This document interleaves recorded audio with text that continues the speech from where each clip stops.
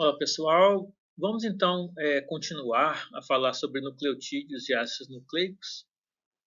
Na aula passada nós temos uma introdução, falamos mais dos nucleotídeos, agora vamos falar um pouco mais dos ácidos nucleicos. As amigas estão conversando ainda. Amiga, os ácidos nucleicos têm algo em comum com as proteínas? Interessante. Pode-se dizer que sim, querida. O que será que os ácidos nucleicos e as proteínas têm em comum, não é? O DNA, o RNA e as proteínas são considerados biopolímeros, são polímeros biológicos. E como nós já vimos proteínas, tem essa definição de que proteínas são polímeros de resíduos de L-alfa-aminoácidos, que são ligados por ligações chamadas ligações peptídicas.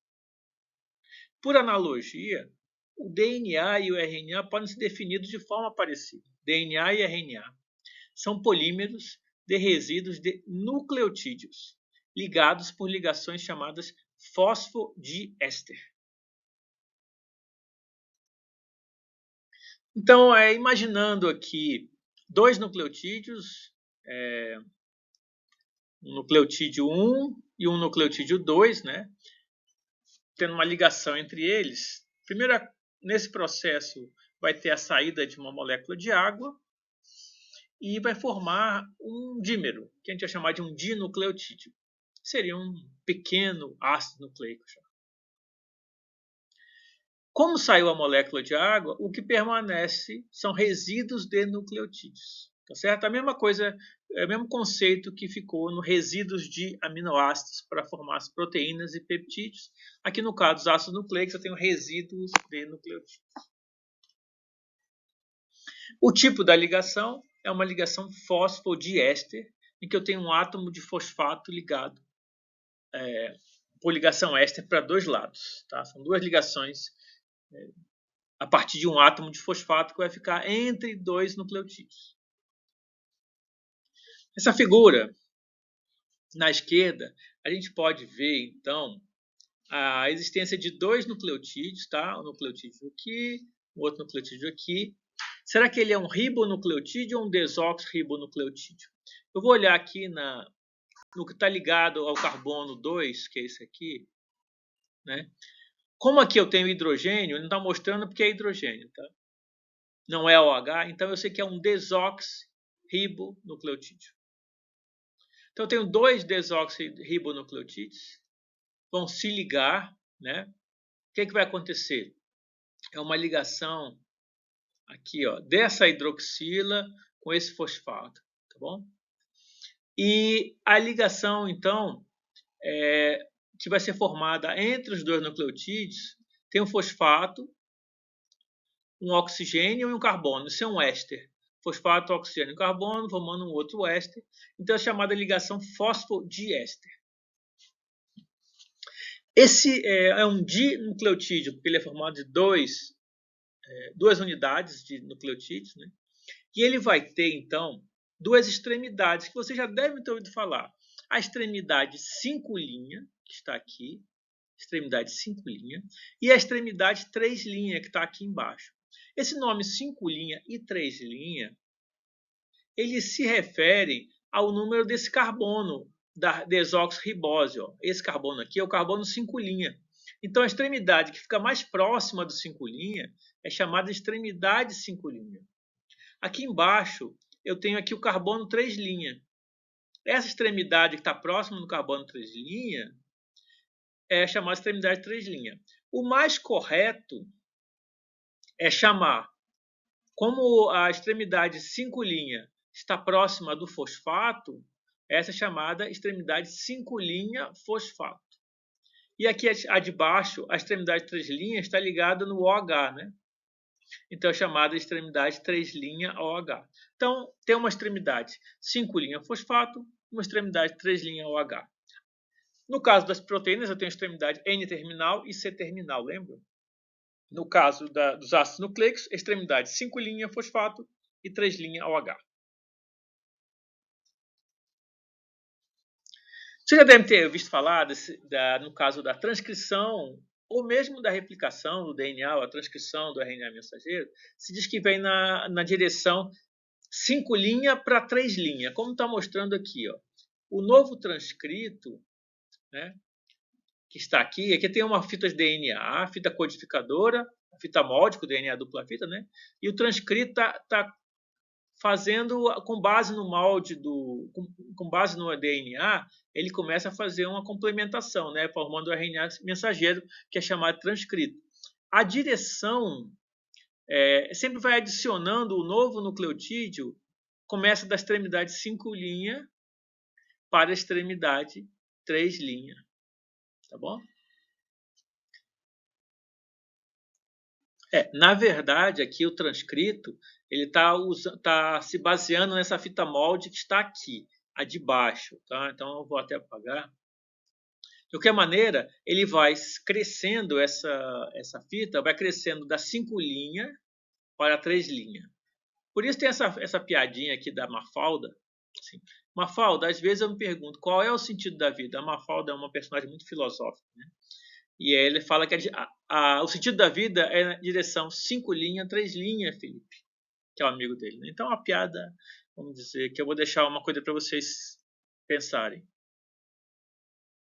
Seguindo em frente.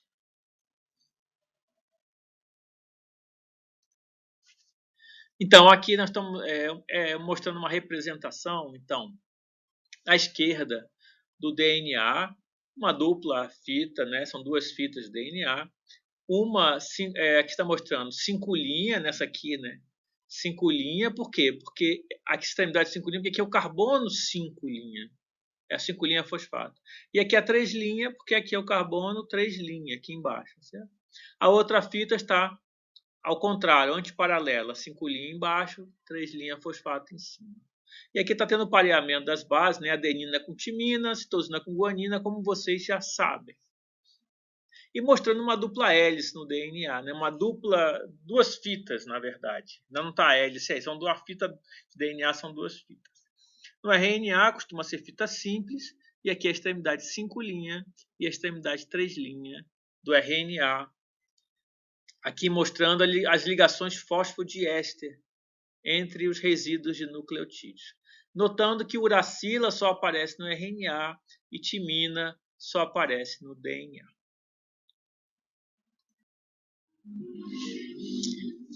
A dupla hélice, como eu já tinha comentado na última aula, né, está mostrando aqui à esquerda uma representação da dupla hélice do DNA. E aqui, de novo, James Watson e Francis Crick, com um modelo que eles construíram, mostrando, né, posando para uma foto, mostrando como seria a dupla hélice do DNA. Né? Isso foi feito, era o doutorado, fazia parte do doutorado do Watson em Cambridge, na Inglaterra, apesar de ele ser americano, né? E o Crick ajudou ele nessa empreitada. Eles trabalhavam num laboratório chamado Laboratório Cavendish. E o que acontece é o seguinte, a descoberta, quando eles propuseram esse modelo, né, eles anunciaram, fizeram o primeiro anúncio da dupla hélice do DNA em um pub em Cambridge. É um pub chamado The Eagle, a Águia. Né?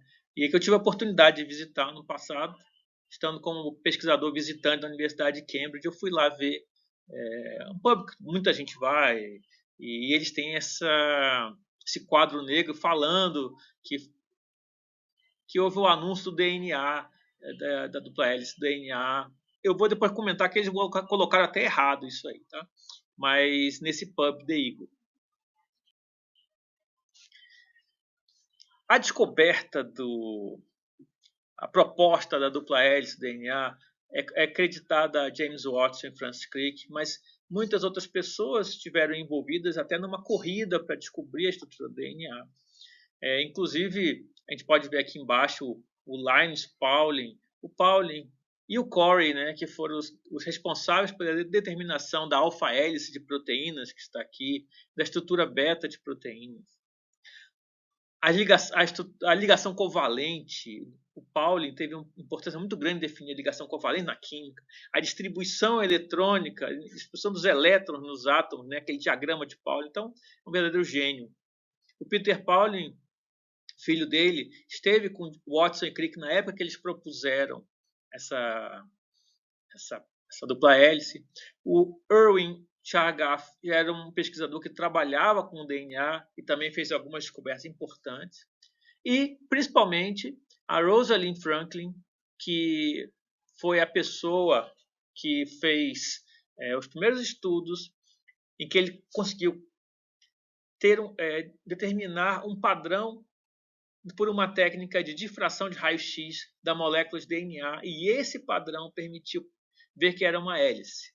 Tá? Ela trabalhava com o Maurice Wilkins, eles dois em Londres. Ela não ganhou o prêmio Nobel, os dois ganharam o prêmio Nobel. Eles publicaram o trabalho em 1953, ganharam o prêmio Nobel mais tarde, em 1968, e ela já tinha morrido de câncer por alta exposição aos raios-x.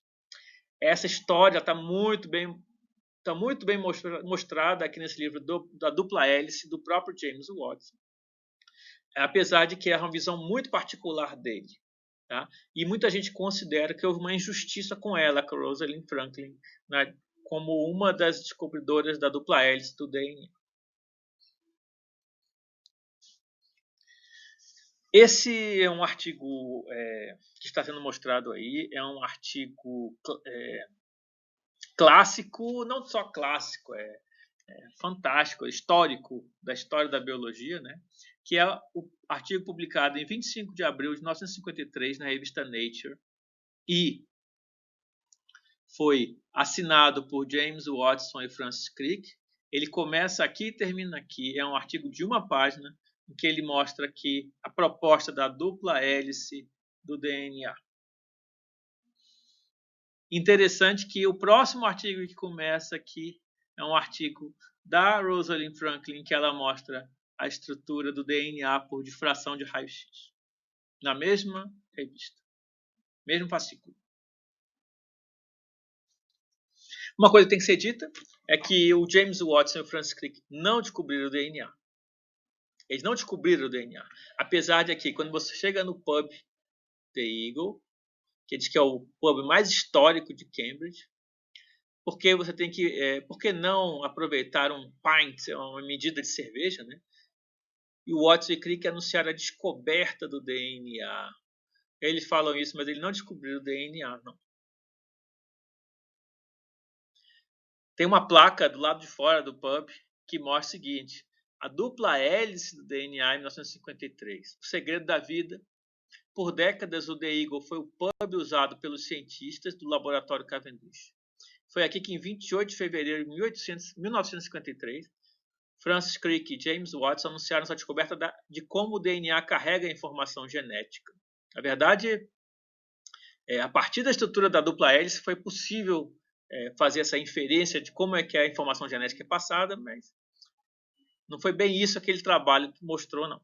Essa placa foi inaugurada por James Watson em 2003. Quando você chega lá, ano passado, eu fui e vi que na própria placa está pichada aqui, ó, com o nome da Rosalind Franklin, como também uma das pessoas importantes na descoberta da dupla hélice do DNA. Então, no caso, eles não descobriram o DNA porque já era conhecido na época. Todo mundo já sabia, todo mundo não, mas já era bem conhecido que o DNA era um polímero de resíduos nucleotídeos. Então, a estrutura química do DNA já era conhecida. Já se sabia que as 4 bases dos nucleotídeos ocorriam em proporções diferentes em DNAs de organismos diferentes, dependendo, o ser humano tem uma proporção e as plantas têm uma outra proporção, etc. Agora, os DNAs isolados de tecidos diferentes do mesmo organismo possuem a mesma composição de bases, porque todas as células do organismo têm o mesmo genoma. Isso já era conhecido naquela época. E em qualquer DNA, o número de adenina é igual de timina e o de citosina é igual de guanina. Adenina mais guanina sempre é igual a timina mais citosina. Essa é chamada regra de Chargaff. No fim da década de 40, o Erwin Chargaff tinha determinado isso. E era conhecido o perfil de difração de raio-x por Rosalind Franklin e Maurice Wilkin. E isso também foi conhecido na época do Watson e Crick, e eles usaram todas essas informações e tiveram a sacada de propor a dupla hélice. Voltando ao trabalho deles, pegando assim, algumas partes só para vocês verem, né, o que está sublinhado, que eles começam o trabalho falando assim: gostaríamos de sugerir uma estrutura para o sal de DNA. Eles não falam que eles descobriram o DNA, eles querem sugerir uma estrutura para o sal de DNA. E essa estrutura já havia sido proposta por Pauling e Corey. Só que o Pauling e Corey, eles propuseram um modelo de tripla hélice e não dupla hélice. E o Pauling realmente, ele fala que a estrutura é insatisfatória, né? O Watson e o Crick falaram. E falaram basicamente que o Pauling errou. Ele errou, ele não mostrou muito conhecimento de química. Olha, o sujeito era o maior químico de todos os tempos. Né? E ele errou. Então isso fica para a gente também, para os estudantes, para os professores, que a gente também pode errar. Não tem problema. Mais uma parte do trabalho, mostrando aqui a figura, né? Essa é a única figura do trabalho, a dupla hélice. Falando que a estrutura tem duas hélices. Hélice é uma espiral, né? Enroladas em torno de um eixo comum. Aqui está o eixo comum. Opa, não está muito reto, mas o eixo comum está aqui e as duas hélices estão aqui.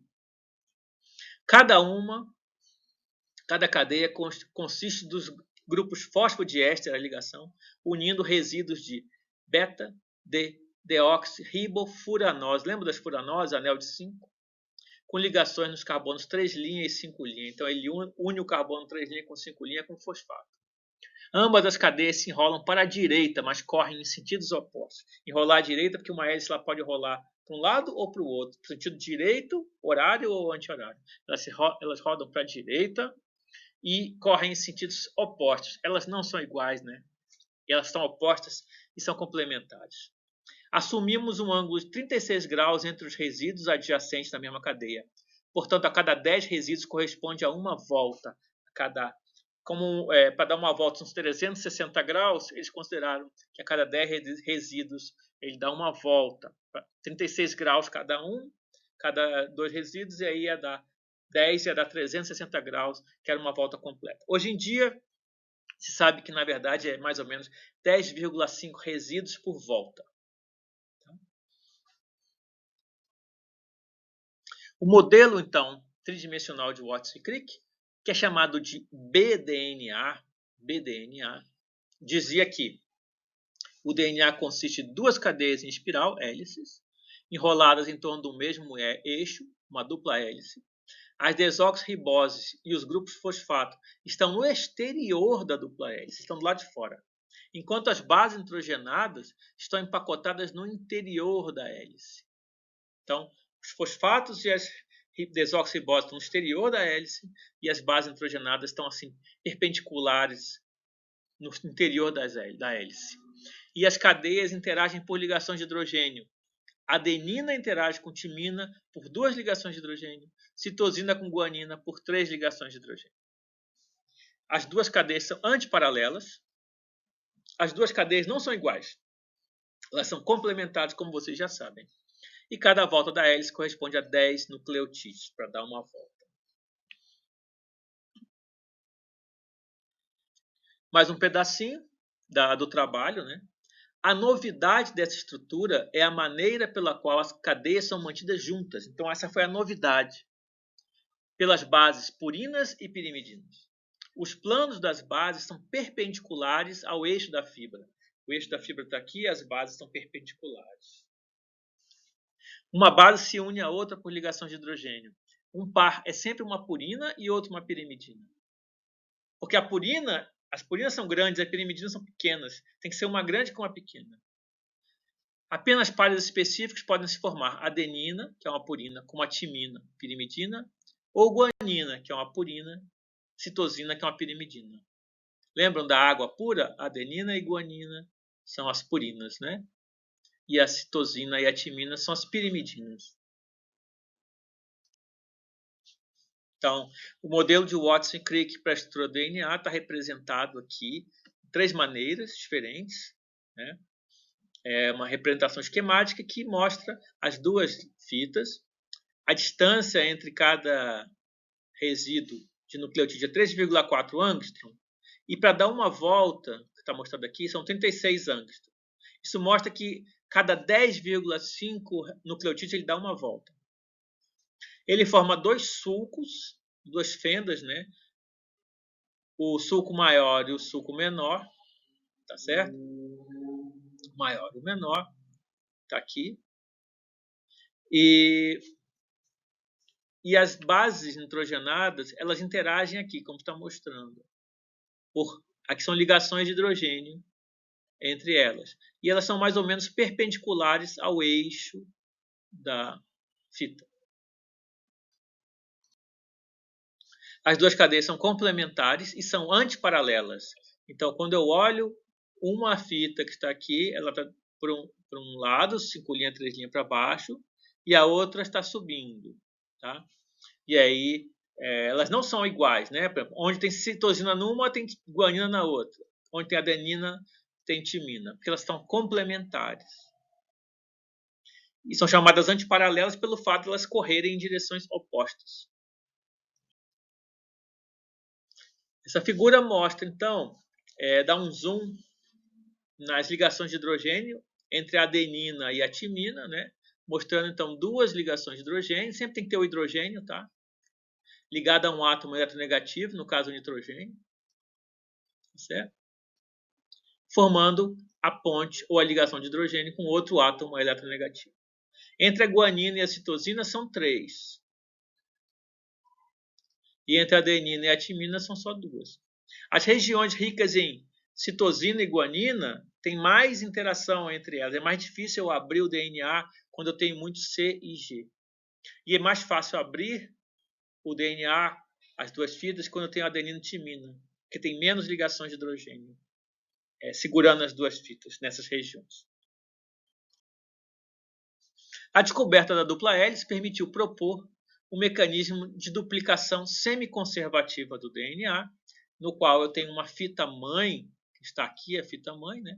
Ela se abre, os dois lados, e cada uma forma uma cadeia filha.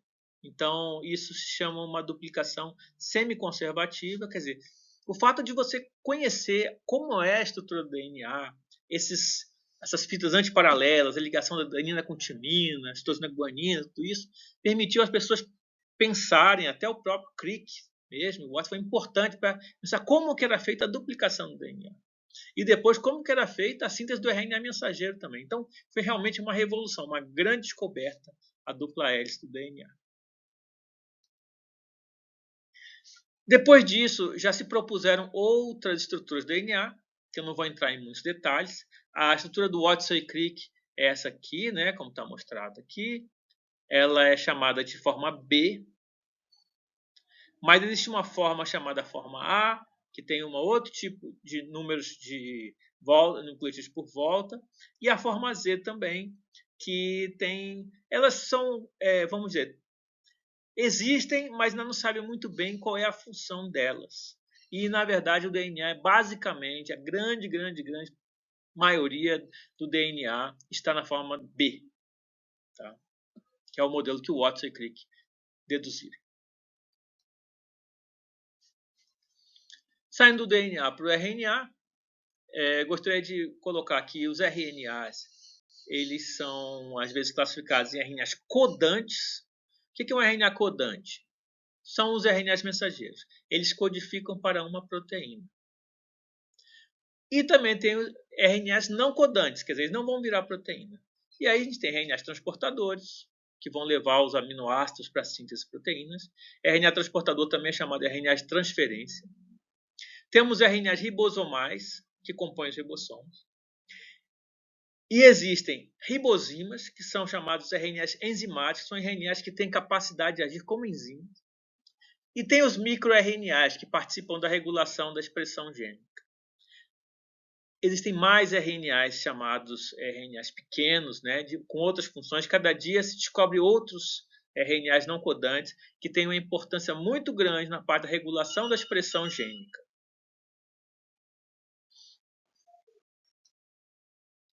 Aqui está mostrando uma estrutura de um RNA transportador, né? Na verdade, são duas representações da mesma coisa. É o RNA transportador, ele carrega aqui, ele tem, quando eu represento assim, na forma de um trevo, né?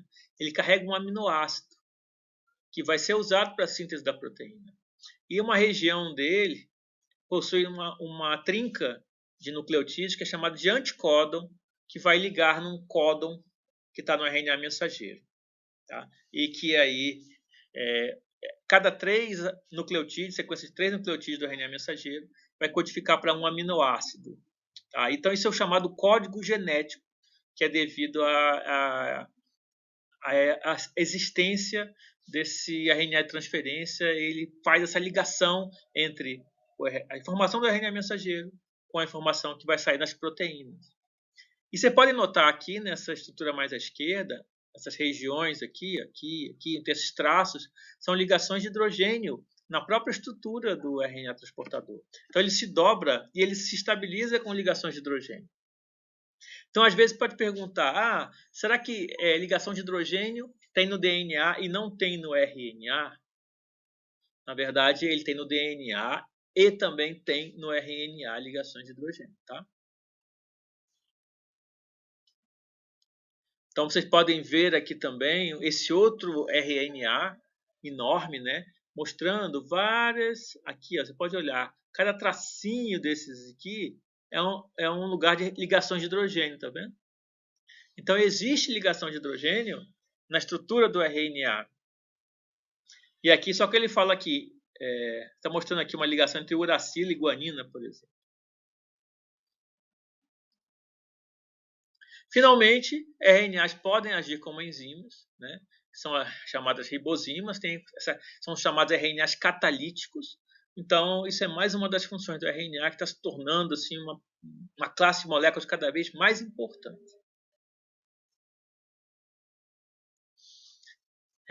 Voltando aqui ao fluxo de informações, né? Mostrando de novo a importância do RNA, né? Nesse fluxo de informações. RNAs codantes e os RNAs não codantes. Tá? O fluxo de informação eu tinha colocado de DNA para RNA mensageiro, a transcrição e a tradução do RNA mensageiro para proteínas. Eu esqueci de falar da outra vez que existe a seta contrária, que é a transcrição reversa, ou seja, existem enzimas que fazem, a partir de um molde de RNA, fazem o DNA. Esse é um fenômeno muito importante para certos vírus de RNA que são chamados de retrovírus, como é o vírus da AIDS, o HIV. Finalmente, miga, que legal, acabou? Em bioquímica fundamental, sim, querida, mas tem muito mais coisas. Então, não é o objetivo da bioquímica fundamental aprofundar muito na biologia molecular, na genética molecular, porque isso vocês vão ver em vários outros cursos de biomol, de engenharia genética, de outros cursos, depende da disciplina que você vai fazer, depende do seu curso, né? Mas o nosso objetivo aqui era mostrar um pouco da estrutura dos nucleotídeos e dos ácidos nucleicos para que em outras disciplinas vocês possam aprofundar mais. E vai ser importante também até para vocês acompanharem notícias e lerem trabalhos que envolvam ácidos nucleicos. Eu acho que essas aulas vão ser importantes para vocês também. Bom? Então, até a próxima.